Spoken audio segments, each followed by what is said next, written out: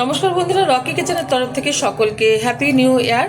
সকলের ভীষণ ভালো কাটুক নতুন বছরটা, এই কামনা করে আজকে একটা মুম্বাইয়ের ফেমাস রেসিপি আপনাদের মাঝখানে অতি সহজেই শেয়ার করছি।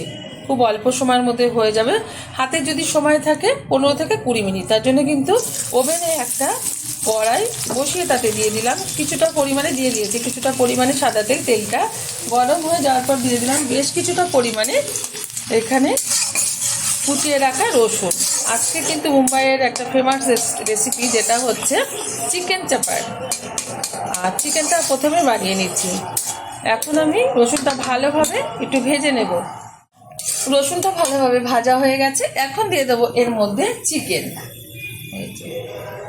বোনলেস চিকেন কিন্তু এখানে ব্যবহার করতে হবে। আর চিকেনের টুকরোগুলো কিন্তু ছোট ছোট সাইজের করে নিতে হবে। ঢেলে দিচ্ছি, এবার একটু নাড়িয়ে নিচ্ছি। এটা হতে কিন্তু বেশিক্ষণ সময় লাগবে না, যেহেতু বোনলেস চিকেন, সেই কারণে কিন্তু তাড়াতাড়ি হয়ে যাবে।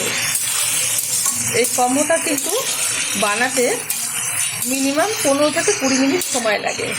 আর এটা কিন্তু মুম্বাইয়ের লোক ম্যাক্সিমাম অনুষ্ঠানে বা ঘরে করে থাকে। চিকেনটা কিন্তু আমি বেশ কিছুক্ষণ নেড়ে ছেড়ে নিয়েছি। এখন এর মধ্যে দিয়ে দেবো কাশ্মীরি লঙ্কার গুঁড়ো। এটা কিন্তু দেখতে লাল লাল হবে। এই কম্বোটা কিন্তু খুব জনপ্রিয় মুম্বাইয়ে, আর এটা কিন্তু প্রায় লোকই খেয়ে থাকে।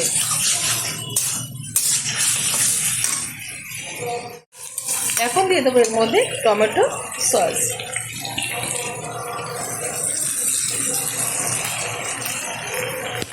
পরিমাণ বুঝে কিন্তু সসটা ব্যবহার করতে হবে। এখানে কিন্তু 700 গ্রাম বোনলেস চিকেন আমি নিয়ে নিয়েছি। আপনারা বুঝে সবসময় ব্যবহার করবেন টমেটো সসটা। খুব ভালোভাবে হালকা আছে এটা কিন্তু একটু রান্না করে নিতে হবে। এখন দিয়ে দেবো এর মধ্যে সামান্য পরিমাণে, মানে 1 চামচ মতো ভিনিগার।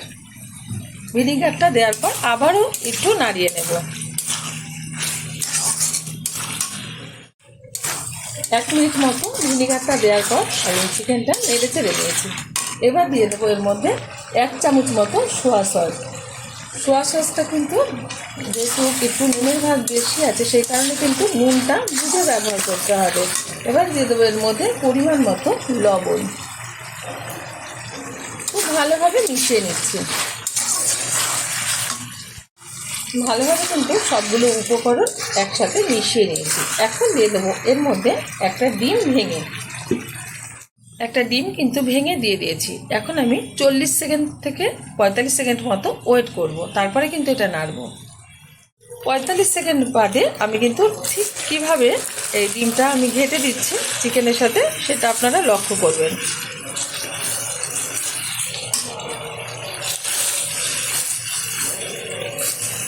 চল্লিশ সেকেন্ড মতো আমি এটা কুক করে নেব।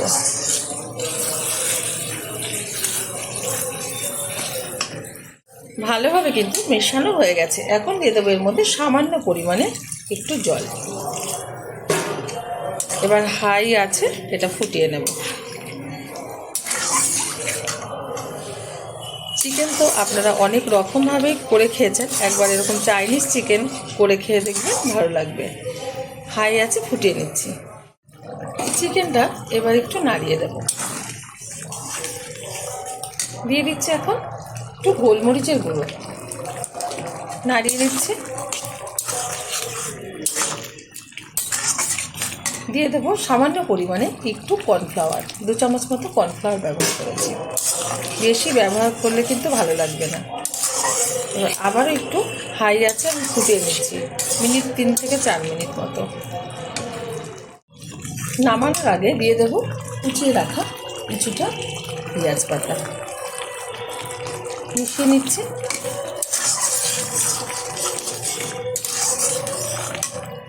চিকেনটা কিন্তু হয়ে গেছে, নামিয়ে ঢেলে দিচ্ছি একটা পাত্রে। চিকেনের সাথে যে ভেজ ফ্রাইড রাইসটা দেওয়া হয় সেটা এখন আমি বানিয়ে নেব। ভেজ ফ্রাইড রাইসটা বানানোর জন্য আবারও ওভেনে কড়াই বসিয়ে তাতে দিয়ে দিচ্ছি বেশ কিছুটা পরিমাণে সাদা তেল। তেলটা গরম হয়ে গেছে, তেলের মধ্যে দিয়ে দিচ্ছি একটা এলাচ, 3-4টে লবঙ্গ আর একটা দারচিনি। এবার দিয়ে দেবো কিছুটা কুচিয়ে রাখা আদা, একটু নেড়েচেড়ে নেব। একটু নেড়েচেড়ে নেওয়ার পর দিয়ে দিচ্ছি এর মধ্যে কুচিয়ে রাখা রসুন, এটাও একটু নেড়ে নেব 1 মিনিট মতো।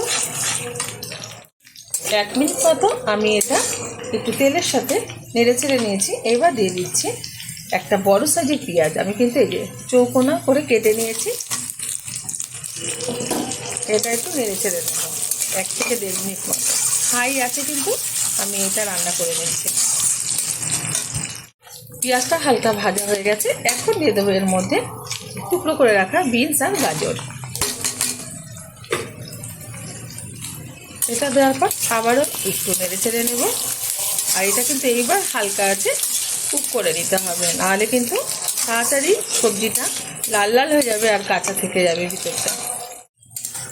এখন দিয়ে দেবো এখানে অল্প পরিমাণে লবণ, কারণ রাইসটা দেওয়ার পর কিন্তু আমি লবণটা ঠিকঠাকভাবে ব্যবহার করব।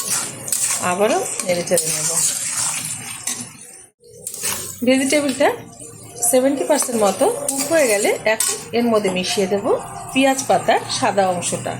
এটাও একটু ভালোভাবে মিশিয়ে নিচ্ছি। খুব সহজভাবে অল্প সময়ের মধ্যে কিন্তু এই কম্বোটা তৈরি হয়ে যায়।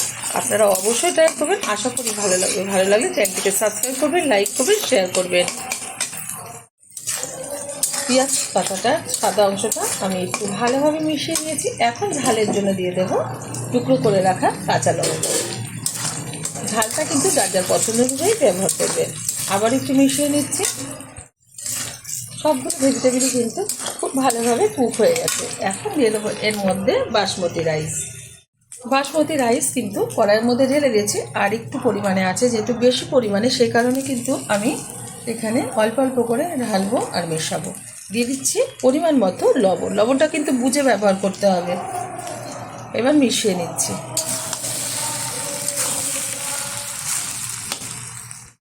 ভালোভাবে মিশিয়ে নিয়েছি। এখন দিয়ে দেবো এর মধ্যে 1.5 চামচ মতো সোয়া সস। দিয়ে দিচ্ছি সামান্য পরিমাণে চিনি। আবারও খুব ভালোভাবে এটা মিশিয়ে নেব। খুব ভালোভাবে মিশিয়ে নিয়েছি। এবার দিয়ে দেবো এর মধ্যে 1 চামচ মতো ভিনিগার, যাতে একটু টক টক ভাব আসবে। এটা ভালোভাবে এবার মিশিয়ে নিচ্ছি।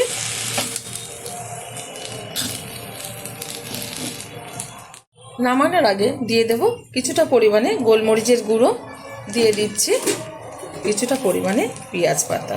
এবার এটাও কিন্তু খুব ভালোভাবে মিশিয়ে নেব, তারপরেই আমি নামিয়ে নেব।